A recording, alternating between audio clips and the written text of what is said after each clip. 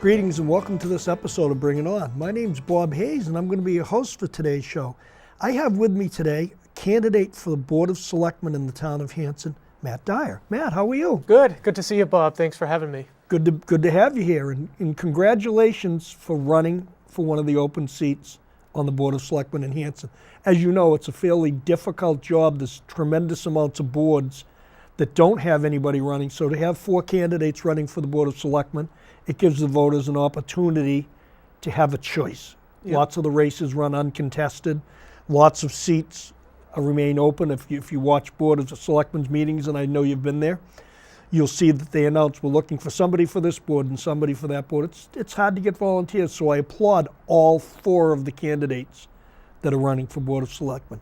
Matt, you're a Hanson guy. Sure. Give the voters a little opportunity to meet Matt. That's what this today's bio is about, Bring It On, is about people meeting and saying, who's Matt Dyer? They see the signs, but they don't put the face with the signs. So.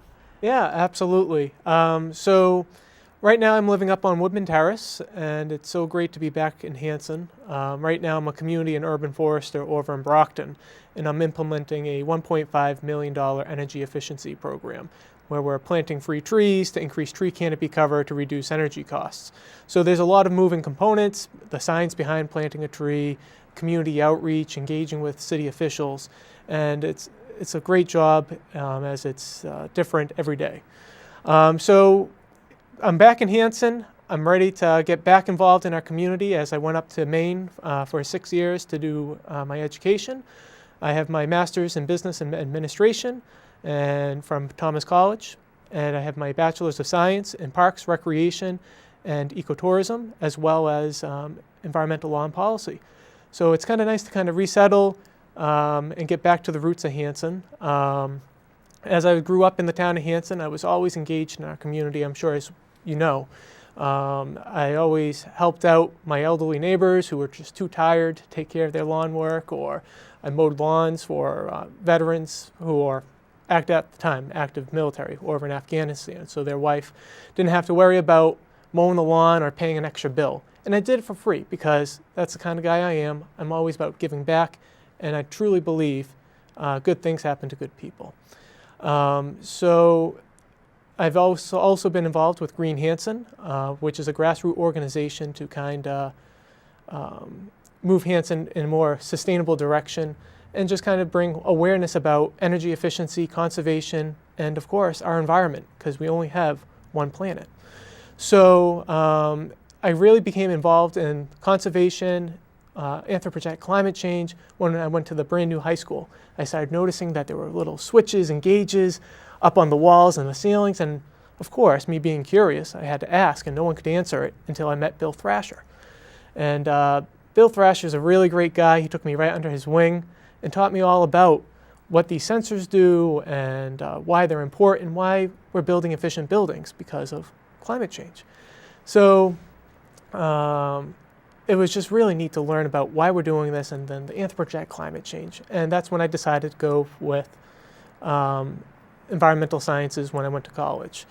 So I've been a national park ranger, a backcountry ranger out in Missouri for the Ozark National Scenic Riverways, a front country ranger up in the gorgeous coastline of Acadia National Park. Acadia National Park is absolutely just a monumental place. Absolutely. If you haven't been there, if people haven't been to Acadia National Park, and they're missing the boat. It is beautiful. Absolutely. So you might have to get your reservations for next year, because I just booked my camping site in August, and there was only 1 or 2 sites left. So better than luck next year, right? But have you ever been to Pemaquid Point? Of course. It's absolutely one of the most gorgeous. It's a little dangerous because it's a little slippery on the rocks. Yeah. But if you haven't been, for people who haven't been, it is absolutely one of the most breathtaking places in the state. Yeah, absolutely. So, you know, I've been so blessed to kind of travel the country and interact with different communities, but truly, Hanson is the community I wanted to be in. After graduating college, I could have went anywhere in the country, especially with the National Park Service, but I said, I kind of want to go back home to Hanson because we have a great community here, and I want to give back, and this is only a first step in many to continue my public service to the Commonwealth of Massachusetts. Okay, So getting back to the selectmen's race, it's a monumental task to be a selectman. They're volunteers. It's a lot of tough work. What makes you want to do it? Absolutely. So I feel that Hanson always kind of has the same faces running for the Board of Selectmen, and that there's not too many young people involved. And with my ambitions of maybe one day being your U.S. Senator, I have to start somewhere. And being a selectman, I think, is a really good step, because how can you govern something if you don't know how it runs? And I think being a selectman would be a great step. So as I said, I want to bring some new blood into the town of Hanson and start looking at things at a different angle. And one thing I think that is kind of sad in the town of Hanson is a lot of my classmates from 2010, they've all moved on, they've all grown up, and they don't have any plans to return back to Hanson. And Hanson is a really great place. And I want to make sure that Hanson continues being that great place. And I want people from my class to come back to Hanson and settle back down. And I want to attract other young professionals and young families to Hanson. And I think running for selectman is a great way to start.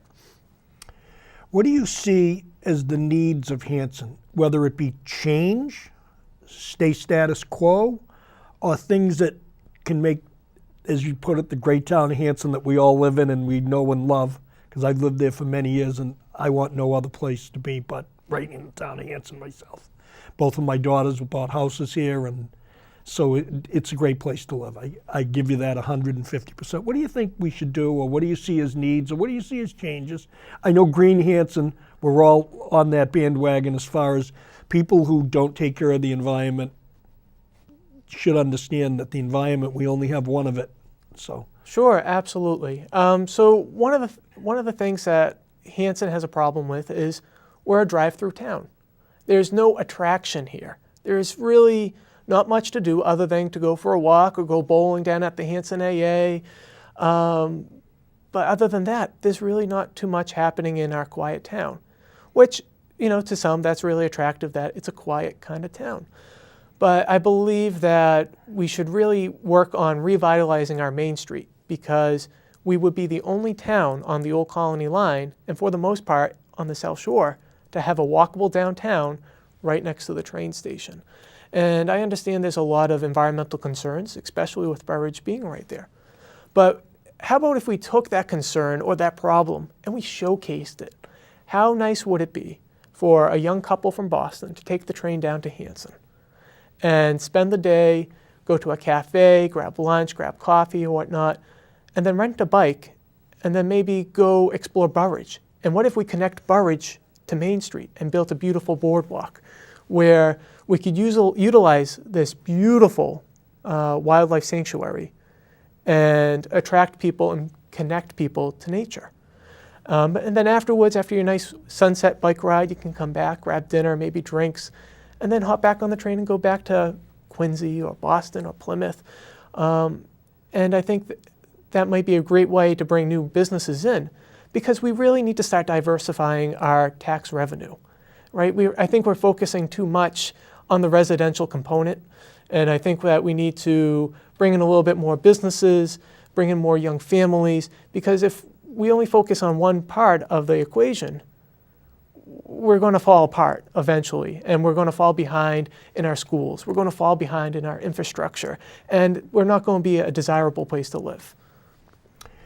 I know that you said you're a forester and you're into all of the forestry parts of it and the components of being a park ranger. Do you know if there's any type of grant money, or do you see any of that? There's always grant money. Yeah, that's what I'm asking Yeah. you. In what you do, there's probably some sort of grants. Do you see yourself looking at that or taking that angle? Yeah. Because everything comes down to the almighty dollar. Right. I mean, tons of people have gone down the same road that you're trying to travel on, and it ultimately comes down to, if you're going to attract business, what makes business run? Dollars and cents. Absolutely. And also, too, businesses want to settle where it's not a drive-through community. But to kind of go back to the point of grants, there's always some sort of grant money, whether it's from private foundations to nonprofits and the Commonwealth of Massachusetts to the federal government, there's always someone that's passionate about something and they're willing to give money to it. And I can't speak for what's out there right now, but I know I've seen in the past the Commonwealth of Massachusetts giving money to communities to build a boardwalk, or the Rockefeller Foundation for giving money to Acadia National Park. Obviously, that's a very high-profile case, but nonetheless, what my point is there's foundations that believe in causes, and I think connecting nature with folks, there's money to be said there. To bring in small startups or businesses to revitalize downtown, there's grant money there. And there's some quasi-government agencies, like in Brockton, they have mass development in there trying to revitalize their downtown. And there's a bunch of money in there. So there's always money around. And I wouldn't necessarily want to raise taxes to try to do something like that or anything like that. Because it doesn't make sense to do that and gamble kind of like that with your fiscal funds. We talk about Plymouth County Hospital, and Plymouth County Hospital was a tremendous problem in the town of Hanson that committees have worked on, and they've done an unbelievable job. If you go down by there, it's all open space now. The old hospital's gone, the contamination that everybody's talked about, it's always been right on the topic of everybody's mind. Now it's, okay, it's done. What do we do with it? Suggestions, ideas? Yeah, absolutely. That sounds like it's right up your alley with what you do for a living. Yeah, open space and preservation is definitely up my alley. We do have a lot of land up there, and people have talked about what to do up there for many years. There's been study after study after study, and right now, guess what? There's another study. So I would like to see what this current study comes out with now, because as you just mentioned, the old hospital buildings are gone. Right now we have a community garden up there that my dad and I excavated for the community. It's a fabulous garden, too. Yeah, and then we had some Boy Scouts come in and do their Eagle Scout project to kind of improve that garden. And it's been kind of nice to kind of watch it evolve, just from this dirt pit to raised gardens back to ground gardens. So it's kind of been fun to watch that happen. And there are some trails out there that people go out and walk all the time.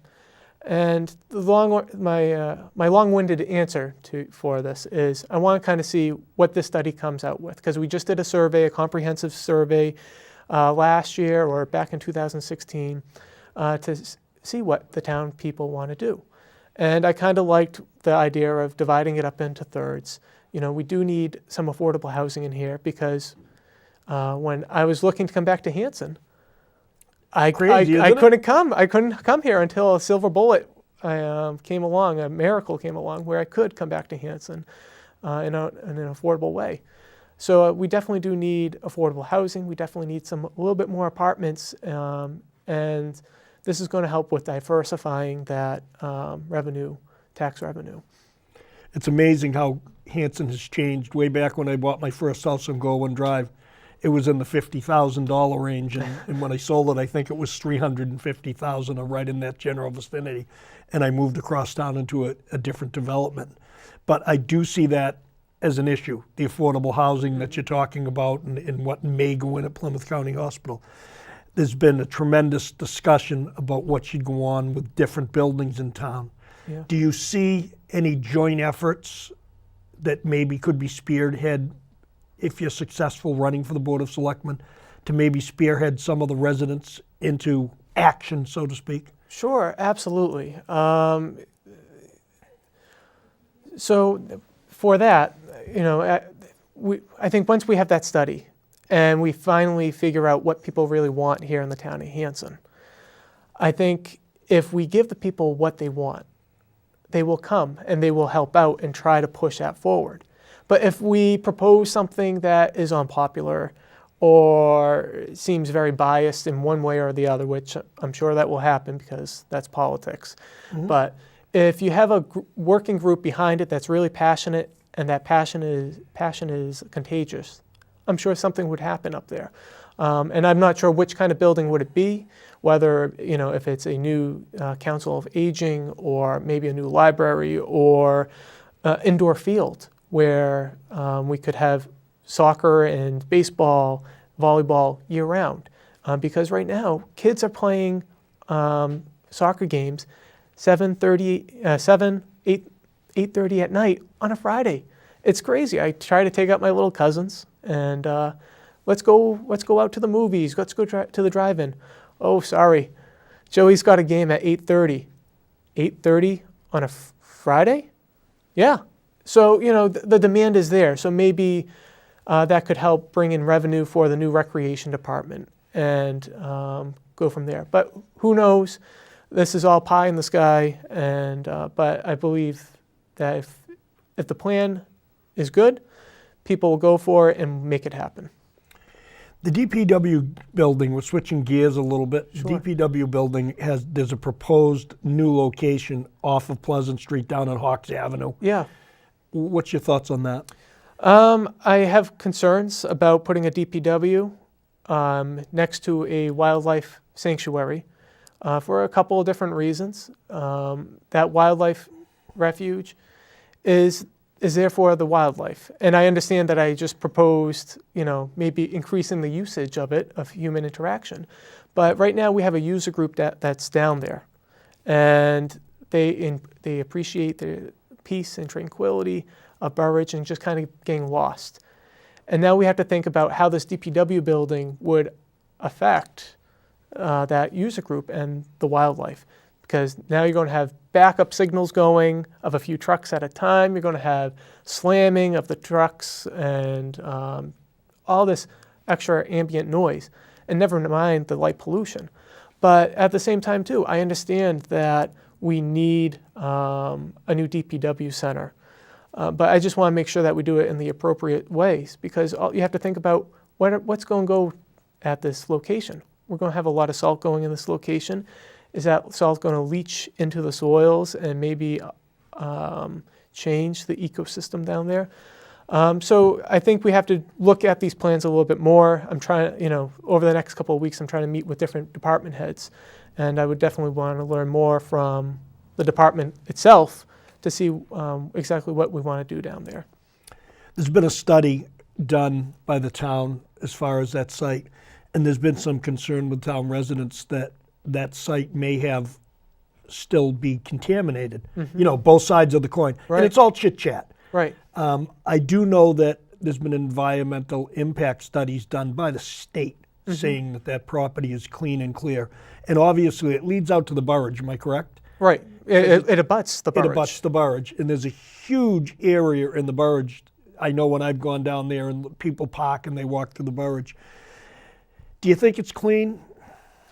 To be honest with you, I truly don't know. And that's when you look at your professionals and you look at their report and you assess what's going on down there. But at the same time, too, you need to trust but verify that it's clean. Because you look at Love Canal and what happened out in New York. Oh, yeah. The government said, it's fine. Build some houses and suburbs over there. And then all these people got sick.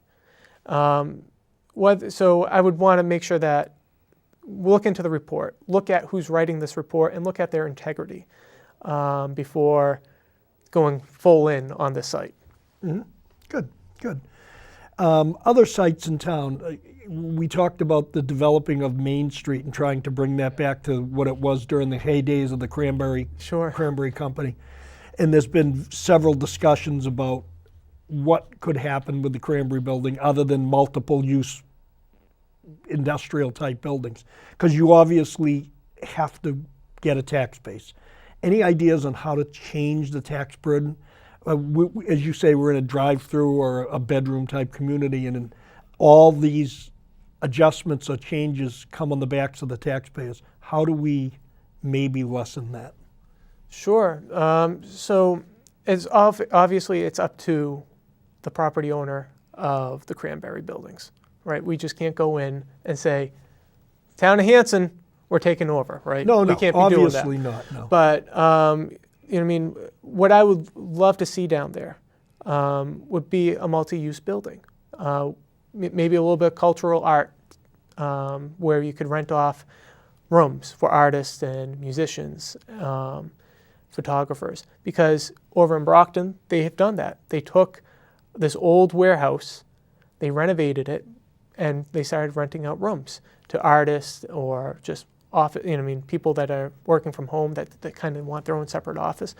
And then also, it'd be nice to see apartments there, because that's going to bring in young people if they can rent out in a place that's close to the T, where they don't have to pay $5 a day to park the vehicle at the closest MBTA station, and then pay the train in. So, I would like to see a real, true multi-use facility, whether it's artist or small business, residential, condos, whatever the case may be. But at the same time, too, you have to look at the capacity of what the property could hold. You have to look at the septic system, right? If you're going to put a bunch of condos in there, you have to make sure that ground's going to perk. And abutting a wetland, that's going to be really tough. So I think the town really kind of needs to look at a comprehensive plan for downtown Main Street, because that soil, how much does it really perk? And how are we going to mitigate that? Is it tying into a connecting town with sewage? That's a possibility. And I think that may be a good investment, because it's going to attract some businesses. We need to bring in high-speed internet to also attract businesses. So I think the Cranberry buildings have a lot of potentials. Right now, as I said before, there's some challenges that can turn into real great solutions. And I think that the Cranberry buildings have that option. Another challenge facing the town of Hanson, and we hear about this all the time, and I'm sure you've heard about it, cell towers. Mm-hmm. People complain huge that we have terrible cell service. In fact, right by the fire station up past CVS is the big dead zone that everybody talks about. You'll be going through in it. For it, against it, how do you make it so it melds into an environment? And do you have any ideas? I know this is a multifaceted question, but being an environmental guy, which I am strong for, yeah. What are you thinking? Yeah, I see things, and I think there's just not one side of the coin. Like, oh, I'm an environmentalist, so we can't develop.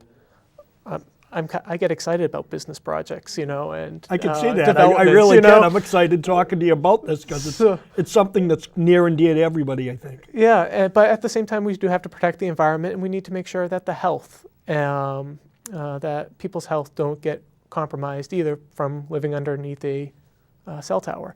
But I agree, that dead zone in Hanson is horrible. I can't, every time I'm on the phone and I'm kind of driving through Hanson, and it's coming in garbled, or I'm coming in garbled, they're like, "You're in Hanson, aren't you?" Everyone says that. And it's like, yeah, I'm in Hanson, like, my bad, let me call you back when I get to the house. Sure. So we definitely need to do something about it, because you're not going to attract families, you're not going to attract businesses with bad cell towers. Because let's face it, everyone's ditching their landlines, and everyone's going to a handheld device. So I think it's really important that we have good cell coverage. And I applaud Mike McHugh's efforts for kind of spearheading this. And I think it's a great idea to put this cell tower on municipal property so we can lease it out and bring in some revenue. Once again, diversifying that revenue base. So I think what he's doing in his projects right now of trying to fix downtown Hanson is good. We also have to focus on Monpont, up in that area near the Twin Lakes, because our residents are up there too, and we don't talk about it as much as we should too. So I think we definitely need to improve it. If we can put it on municipal property to kind of bring in more revenue from leasing the tower, let's do it. But at the same time too, we'll see what happens. We have to we have to go through the system. We have to do abutter hearings and just hearings in general to make sure that everyone is happy.